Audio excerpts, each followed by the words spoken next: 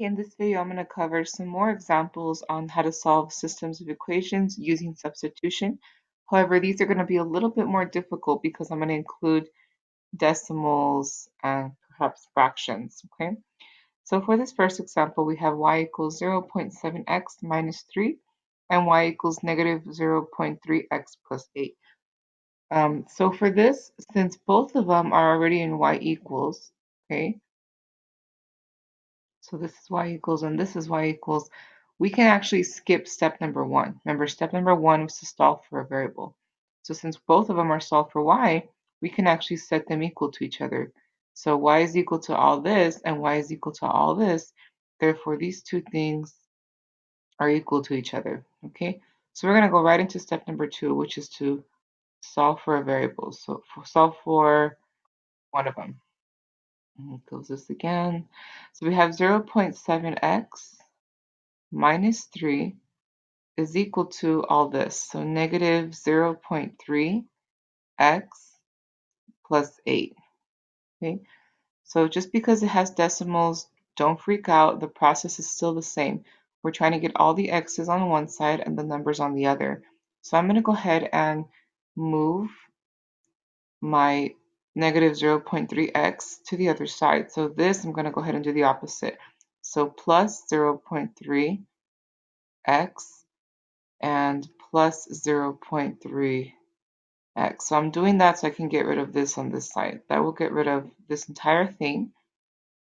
And now I'm left with whatever this is equal to. Well, 0.7 plus 0.3, you can use a calculator for this if you can't do it in your head. But this comes out to 1, exactly 1. So I'm going to have 1x minus 3 equals, bring down that 8. And this is a lot nicer. So now that I have something simple, the process is a little bit easier. Plus 3 to get rid of the 3, plus 3. This cancels, so I'm left with 1x is equal to 8 plus 3 is just 11. And of course, we don't really have to write that 1 because 1x is the same as, well, 1x. So this is my x, okay? So I have half of the answer already.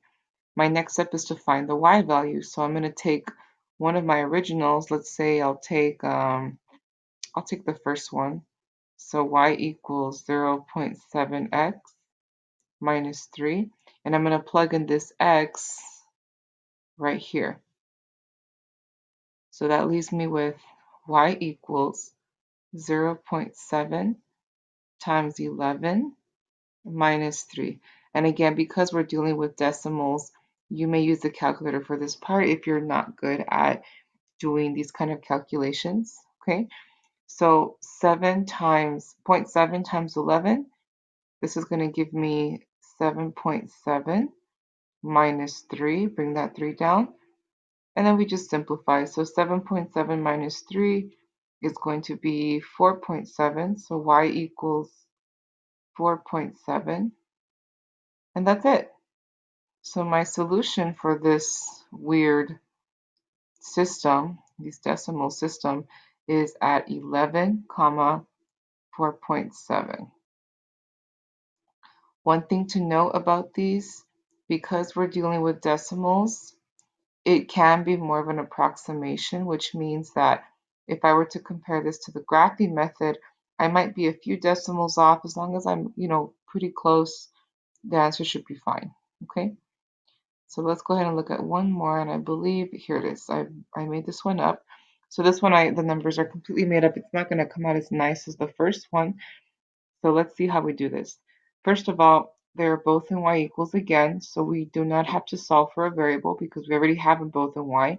We can start solving for the x in this case. So just like the problem before, since they're both equal to y, I can set this piece equal to this piece.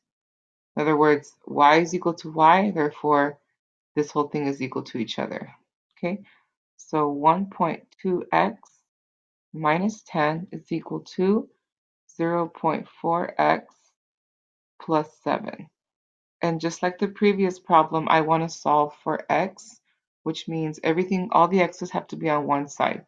So I'm going to move this one over here. So instead of positive 0.04, we do minus 0.4x.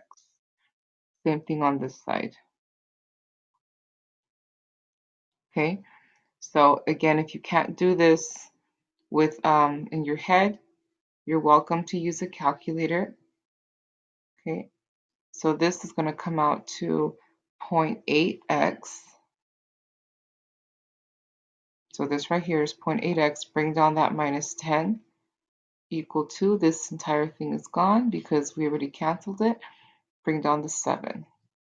Okay, now I'm going to, now that I have all my x's on the same side, I can move that 10. So plus 10, that goes away. So I'm left with 0.8x, that's 0.8x, is equal to 7 plus 10 is just 17. And just like any algebra problem, we're going to divide this 0.8 out. So divide by 0.8, divide by 0.8. And even I can't do that in my head, so I would probably use a calculator for this part. So we were going to have 17 divided by 0.8, which leaves us with 21.25. Okay, so this right here is the x value where these two lines intersect. So I want to find the y value that goes with it. So kind of like the partner. Okay, so I'll take the second one. Y equals 0.4x plus 7, and I'm going to substitute this x into the x here so I can get the y value. So y equals 0.4 parentheses 21.25 plus 7. And once again, if this is too difficult to do in your head, you can multiply using a calculator just to get the, the approximate answer or the best answer. So when I multiply these two things, I end up with y equals 8.5 plus 7. I add those two things, which gives me 15.5. So my solution for this one,